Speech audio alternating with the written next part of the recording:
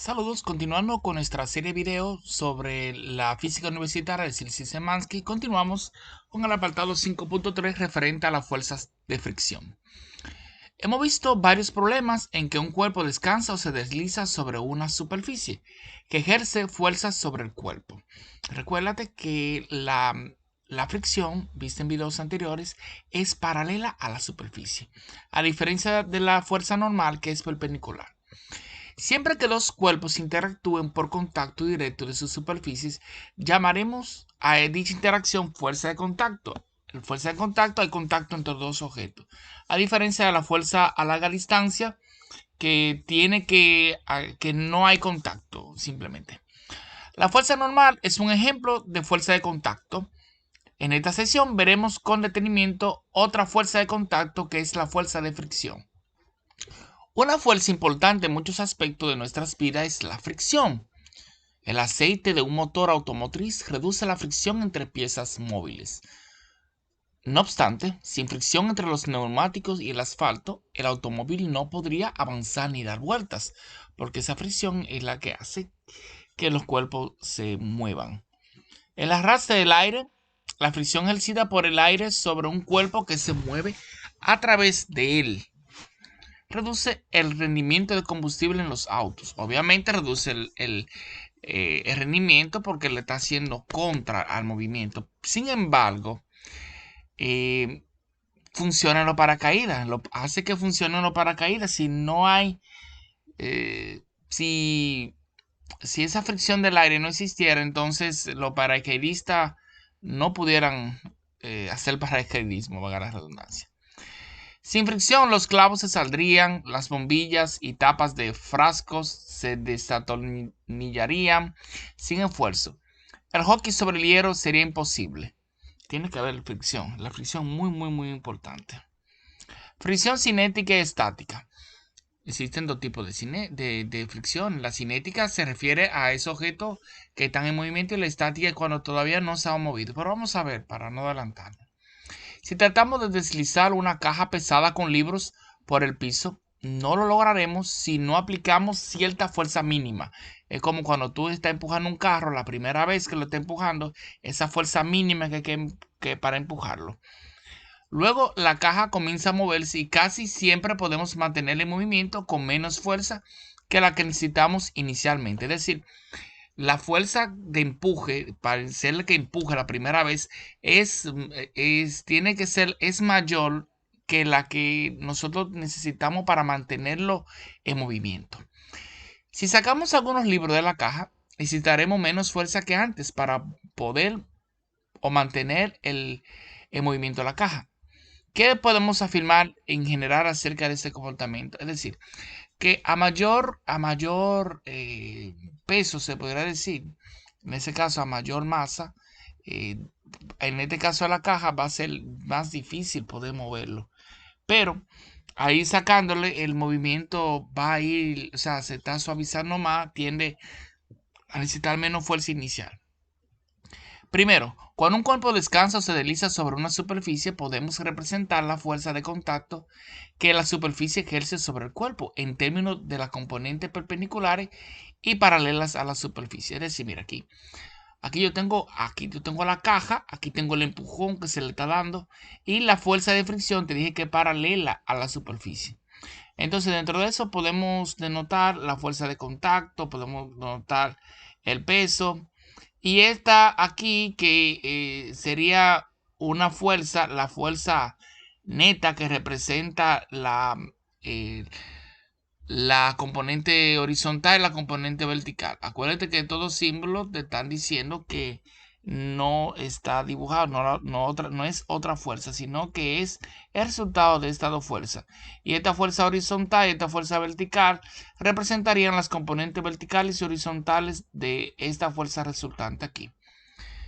El vector componente perpendicular es la fuerza normal, como te dije acá, denotada por N. El vector componente paralelo a la superficie y perpendicular a N es la fuerza de fricción, denotada por F. Si la fuerza no tiene fricción, entonces F será 0. la fuerza de fricción representamos con esta F minúscula aquí. Y me está diciendo a mí que si no hay fricción, si la superficie no tiene fricción, entonces F va a ser 0. Pero habría todavía una fuerza normal. A pesar de que la fuerza de fricción sea 0, la fuerza normal aún existe.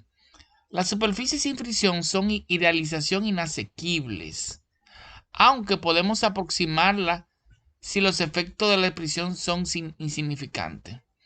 Es decir, mi gente, eso es que no haya fricción es como una idealización. En realidad, no existe ese objeto que no tenga fricción. Lo que pasa es que algunos tienen una fricción insignificante y decimos o denotamos que no tienen fricción. La dirección de la fuerza de fricción siempre es opuesta al movimiento relativo de las dos superficies. Es decir, si tú estás empujando hacia la derecha, la de fricción empuja hacia la izquierda, como si fuese una fuerza de empuje, pero hacia la izquierda. Tienen la misma dirección, pero tienen distintos sentidos. O en otra palabra, tienen direcciones opuestas. El tipo de fricción que actúa cuando un cuerpo se desliza sobre una superficie es la fuerza de fricción cinética, F de K. Es decir, que cuando ya el objeto tiene movimiento, ya vamos a estar frente a la fuerza de fricción cinética.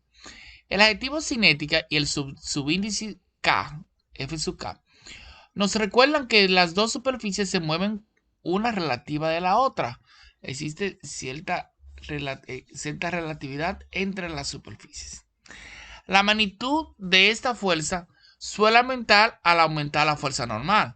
Al aumentar la fuerza normal, como decimos ahorita, el ejemplo de la caja con los libros, si se te hace difícil mover una caja con 10 libros, si tú le sacas 7 libros, te va a ser más fácil, pero si tú le introduces 10 libros más, se te va a hacer mucho más difícil moverla, porque ahí está actuando la fuerza normal. Por ello, se requiere más fuerza al deslizar por el piso una caja llena de libros que la misma caja vacía. Este principio también se usa en los sistemas de frenos de automóviles. Si las zapatas se aprietan con más fuerza contra los discos giratorios, mayor será el efecto de frenado. Si las zapatas se aprietan con más fuerza, mientras más fuerza de apretamiento contra los discos giratorios, mayor será el efecto de frenado.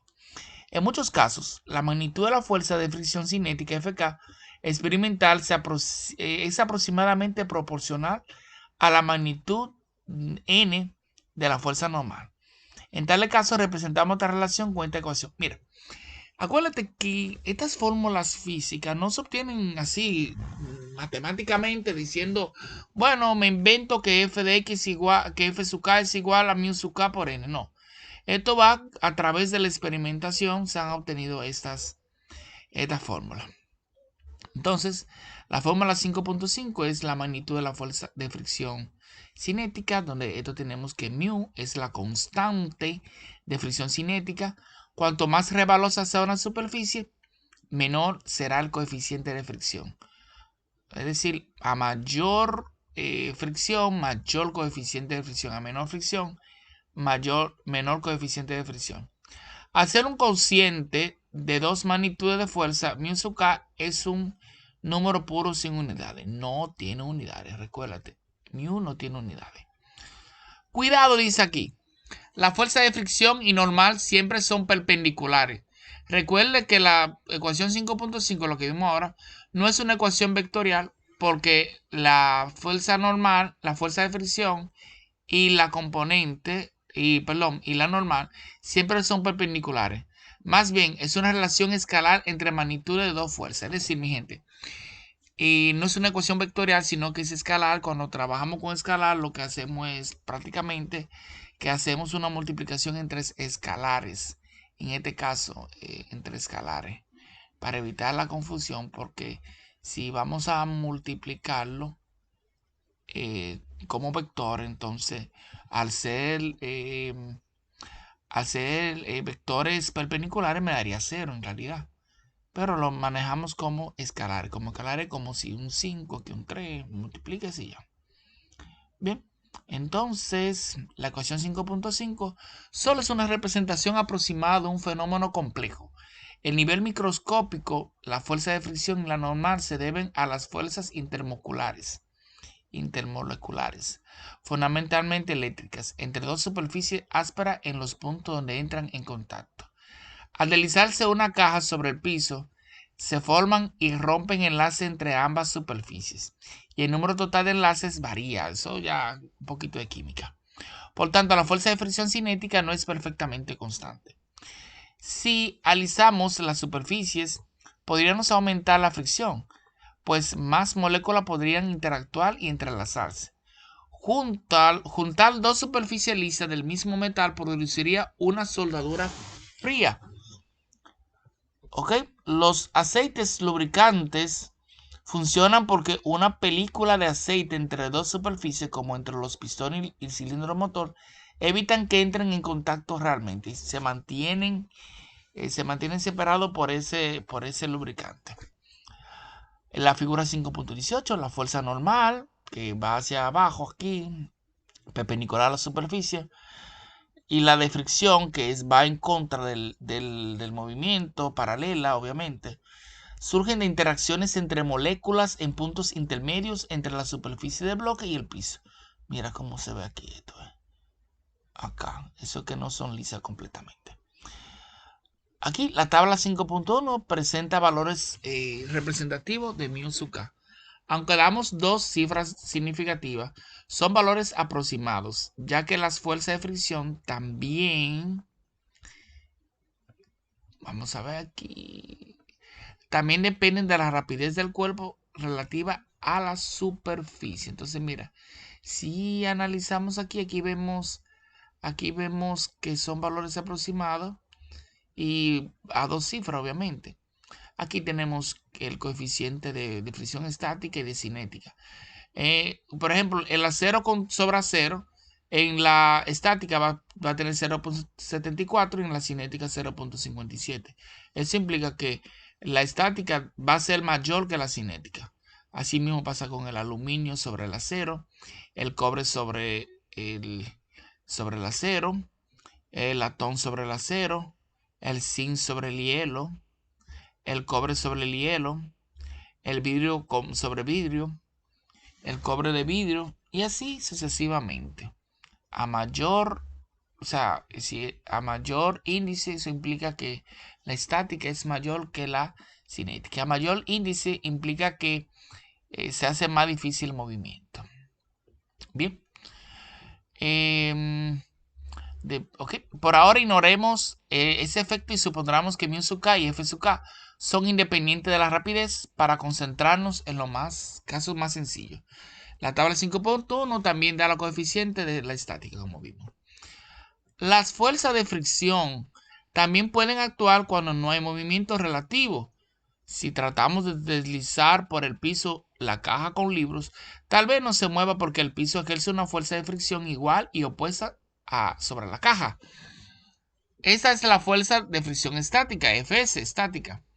En la 5.19a, la caja está en reposo, equilibrio bajo la acción del peso y la fuerza normal hacia arriba en n. La fuerza normal es igual en magnitud al peso y ejercida por el piso sobre la caja. Ahora, atamos una cuerda a la caja y gradualmente aumentamos la tensión T en la cuerda. Al principio la caja no se mueve porque al aumentar T, la fuerza de fricción estática Fs también aumenta su magnitud y se mantiene igual a T. Entonces, si vamos a ver la figura aquí vemos acá que esa caja tiene este puntito aquí visto como una partícula, donde tenemos el peso y tenemos la normal. Acá no se aplica fuerza, la caja en reposo sin fricción. Eso quiere decir que la fuerza estática es igual a 0. ¿Qué pasa? Acá, fuerza aplicada débil, la caja permanece en reposo. Es decir, que yo estoy aplicando una fuerza a este lado, pero la fuerza de fricción evita que se mueva. Esa fuerza de fricción estática no se mueve. Es decir, que la fricción es menor que el índice aquí o coeficiente de fricción estática por la normal. Aquí tenemos este punto mayor fuerza aplicada a la caja, punto de deslizarse. Es decir, la caja está casi a punto de deslizarse. Mira, se está aplicando mayor tensión, pero ahí está punto a punto. Entonces quiere decir que la fuerza estática, la fuerza de fricción estática es igual al coeficiente por la normal. Aquí ya la caja se desliza con rapidez constante y fricción cinética. Es decir, que la fricción cinética ya desaparece la fricción estática y aparece la fricción cinética. Ojo con esto. Desaparece la estática al momento que empieza a moverse y aparece la cinética al moverse el objeto. Muy bien. En algún momento T se vuelve mayor que la fuerza de fricción estática, que es lo mismo que estaba explicando ahora mismo ahí. ¿Okay? Entonces, T se vuelve mayor que la fuerza de fricción estática máxima que la superficie puede ejercer. Después la caja se suelta, la tensión T puede romper las interacciones entre las moléculas de la superficie de la caja y el piso y comienza a deslizarse. La figura 5.19c muestra las fuerzas cuando T tiene este valor crítico. Esto lo explicamos. Los experimentos han revelado que en muchos casos ese valor máximo llamado fuerza de fricción máxima es aproximadamente proporcional a n. Llamamos coeficiente de fricción estática al factor de proporcionalidad μ sub s. Y en la tabla 5.1 lo vimos. Muy bien, entonces, como te dije, eso ya lo explicamos. Entonces la fuerza de fricción tiene que ser menor o igual que el coeficiente por la normal, porque si es igual, automáticamente pasa a ser fuerza cinética, de fricción cinética. Al igual que la ecuación 5.5, esta es una relación entre magnitudes, no de vectores. La igualdad solo se cumple cuando la fuerza aplicada T alcanza el valor crítico en el que el movimiento está a punto de iniciar. Si T es menor que el valor de la figura 5.19, se cumple que la desigualdad y debemos usar las condiciones de equilibrio para obtener AFS. Si no, se aplica la fuerza T es igual a 0, como la figura 5.19a. Eso ya se explicó. Apenas inicia el deslizamiento y de una vez pasa de la estática a la otra. Cuando un cuerpo se desliza sobre una capa de gas, la fricción puede reducirse mucho. En el riel de aire empleado en los laboratorios de física, los deslizadores se apoyan en una capa de aire. La fuerza de fricción depende de la velocidad. Sin embargo, las rapidez comunes del coeficiente de fricción efectivo es de orden 0.01. En algunas situaciones las superficies se atoran, fricción estática, y deslizan fricción cinética de forma alterna. Esto es lo que causa el molesto rechinamiento. En algunas situaciones las superficies se atoran con fricción estática y deslizan fricción cinética. O sea, deslizan, se atoran y sueltan, se atoran y sueltan. Esto es lo que causa el molesto rechinamiento cuando se rechinan las cosas, como cuando estamos trabajando en la pizarra con un ángulo equivocado.